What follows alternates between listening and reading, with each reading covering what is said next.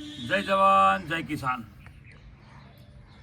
દરેક વિવર્સોને આજનું આ ગુડ મોર્નિંગ કહેતા મને આનંદ થાય છે કે એક્સપોની અંદર અમે જે વાતો કરી હતી એને કઈ રીતે બધું લગાવવું એની અમે આઈડિયાઝ લઈને આવ્યા છીએ. આપણે ડીસા મુકામે જે એક્સપો થયો હતો ત્યાં આગળ અમારા એક્સપોની લોકોએ વિઝિટ કરી હતી, એ બદલ પણ ધન્યવાદ. હવે આ જે ચકલી હોય છે આને ટ્રાયેંગલ ચકલી લોકો કહેતા હોય છે, ટી કોક કહેતા હોય છે. આ 16 mm લાગે અને આ ટી પણ થઈ જાય અને સાથે સાથે એને બંધ પણ થઈ જાય, એટલે મોટો ફાયદો એ રહ્યો છે. આમાં આ જે તે ભાગ આવે એ જ્યાંથી પાણીનું કનેક્શન આવે છે ને આગળ જાય એમાં લાગે, અને આ આપણે જે ડ્રીપની લાઈન આવી જતી હોય એમાં લાગે. હવે આની અંદર આ જે પાઇપ હોય છે અને માર્કેટમાં આવી એક ટેપ મળતી હોય કે કોઈ પણ જગ્યાએ પેકિંગ ટેપ તરીકે એનું નામ હોય, તો એ અહીંયા આમ 4-5 વખત લગાવી અને આપણે પેક કરી દેવાનું હોય છે. અને આવી પાઇપની અંદર જે તે તમારા અંતર હોય એના આધારે આમ કહીને મને પુશિંગ કરી અને લગાવી દેતા હોય છે લોકો. એટલે આ તમારે આવનાર પાણીનું આખું કનેક્શન થઈ ગયું. આવીને આવી એક પાઇપ બીજી આ બાજુ લાગતી હોય છે જે આગળ પાણી જશે, જે તમારી બીજી ત્રીજી લાઈનમાં હોય ત્યાં પાણી જાય. એ આ રીતે એકદમ પિસિંગ કરી અને 0-0 કરી દે. આ ટેપ તમને બતાવવા માટે એક બાજુ લગાવી પણ બંને બાજુ લગાવી શકતી હોય છે. આ થઈ ગયું. હવે એક આવી મલ્ચિંગની ટેપ રેડી મળે છે અને પેપ્સી ટેપ પણ કહેતા હોય છે લોકો, પેપ્સી પાઇપ કહેતા હોય છે. એની અંદર 1.25 ફૂટે ઓટોમેટિક આવા હોલ આપેલા જ હોય છે જે આપ નિહાળી રહ્યા છો. જો અમારા બંને હાથ નીકળે હોલ છે, આટલા અંતરે પાણી પડતું હોય તો એનો ઘેરાવો ભેજવાળો થઈ જતો હોય છે. હવે આની અંદર લગાવવાની હોય છે, બરાબર. તો હવે આ તો પ્રેશર થોડું પાણીનું આવે એટલે નીકળી જાય, પણ આ જગ્યાએ પણ આપણે શું કરવાનું છે, આ જે ટેપ તમને બતાવીને એ તમે લગાવી શકતા હો છો. અને થોડી પોળી કરીને વ્યવસ્થિત લગાવવાની. હું વિડીયોના માધ્યમથી તમને પૂરેપૂરું ગ્રહણ કરવાની કોશિશ કરાવીશ. એ આ બસ આ લગાવી આપણે આવી પુશિંગ કરી અને થોડું ટાઈટ કરી દેવાનું ભાગ, જેથી આપણું પાણીનું લીકેજ ના રહે. આ કર્યા પછી આ પાઇપ અહીંયા લગાવવાની. આ પાઇપ લગાવ્યા પછી માર્કેટમાં આ ટાઈપની શું કહેવાય આને લોકો ટાઈ કહેતા હોય છે, એ પણ મળતી હોય છે. જો શક્ય હોય તો આ ટાઈ અહીંયા આપણે પેકિંગ કરી શકતા હોય છે. આની અંદર તો ટાઈ પેક કરો એટલે એકદમ 0-0 કામ થઈ જાય. આ ટાઈમાં ના મળે તો કોઈ પણ પ્રકારની કસરત કરવાની થતી નથી. આવા તાર સેન્ટિંગના વગેરે કામમાં વપરાતા હોય છે. એ તાર પણ આપણે આમ કરી અને તારનો પણ ઉપયોગ કરી અને લગાવી શકતા હોય છે. આ તારને લગાવ્યા પછી નાનું એવું પક્કડ પણ દરેકના ઘરે હોય છે ક્યાંક ના ક્યાંક. તો આ પક્કડથી આપણે ટોટલ ક્લિયરિંગ કરાવી શકતા હોય છે. અને આમ કહીને આમ કરો એટલે રેડી થઈ જાય, બરાબર. આ થઈ ગયું એટલે પાણી ક્યાં લીકેજ થાય નહીં. હવે આ પાઇપને જેટલી લાંબી રાખવી હોય એટલે આપણે લાંબી કરી દઈએ એટલે એ પાણી પડી જાય, બરાબર. અને સમગ્ર આમ કહીને આમ લાંબી આપણે ફેંકી દઈએ તો કમ્પ્લીટ આ થઈ ગયું કનેક્શન, એકદમ ઇઝી. અને આના જ્યાં હોલા છે ત્યાં એનું પાણી પણ પડતું રહેતું હોય છે. અને દરેક વસ્તુમાં તમને બધાને બહુ જ મજા આવશે કામની. અને પુશિંગ કરી અને હોલ કરી અને પાણીના ટપકા પાડવાના છે, બરાબર. તો જેથી કરી કોઈ પણ પ્રકારનો પ્રશ્ન બને નહીં. હા, જો અનુકૂળ આવતે આવા પણ રમકડા મળતા હોય છે, અને એલ્બો પણ કહેવાતો હોય છે. અને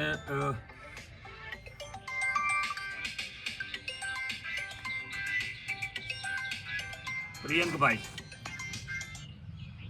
એક જ મિનિટ દરેક મિત્રોને હલો. હા, ડીસા મુકામે રાઈટ. તો તમારો નંબર મને વોટ્સઅપ કરી નાખો, હું મારા લિસ્ટમાં જોઈ લઉં. કારણ કે શું હોય એમાં બધાના નંબર આખા ના બોલાય. વિડીયો મારફતે તમને મેસેજ મળી ગયા, પણ મારો કહેવાનો મતલબ એવો છે કે કોઈનો નંબર વાયરલ થાય એટલા માટે કોઈ ક્લિપની અંદર અમે આખો વિડીયોમાં પોતાનો નંબર બોલ્યા નથી.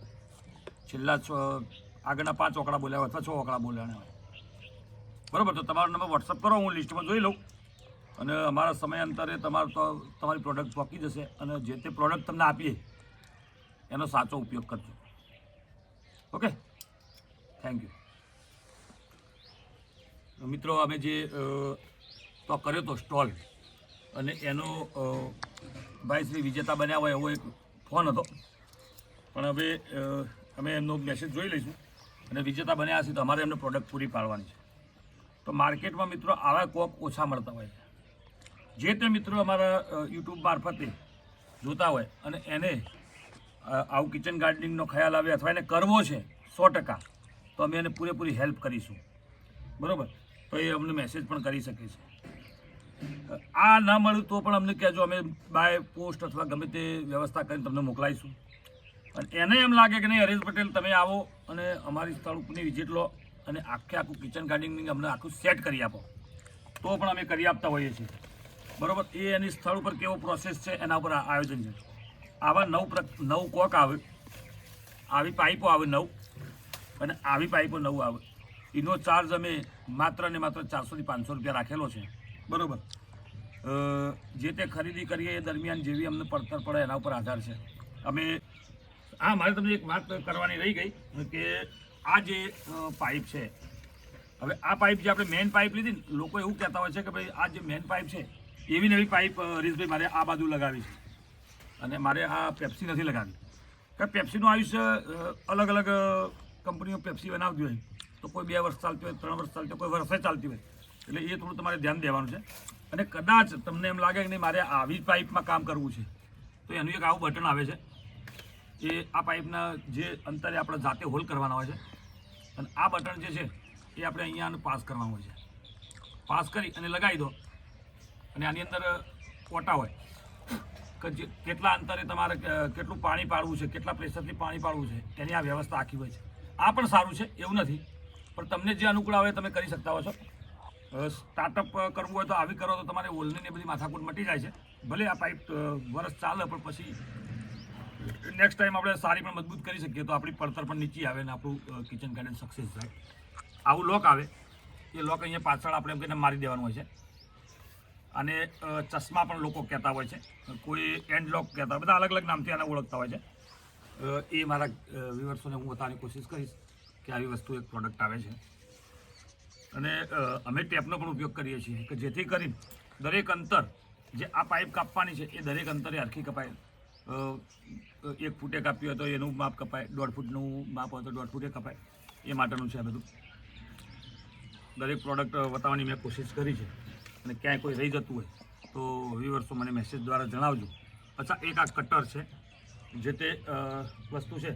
હવે આની અંદર માનો કે આ કોઈ તો આમ ખેંચે આવી જાય, પણ માનો કે કોઈ એવી વસ્તુ છે કે આપણે ધારવાળી છે કે તકલીફ છે તો આમ કંઈ નામ કરવાથી એનો મોટો ફાયદો પણ થઈ જાય કટરનો. અને હું મારા દરેક વિડીયોમાં કહેતો રહેતો હોય છું કે ખાદ બહારથી લાવવાનું કંઈ થતું નથી. આપણા ગાર્ડનનો જે તે વેસ્ટ પડે, જો વેસ્ટ તમને દેખાતો જ હશે, જે વેસ્ટ પડે એ સંપૂર્ણ વેસ્ટ આપણું ખાદ છે.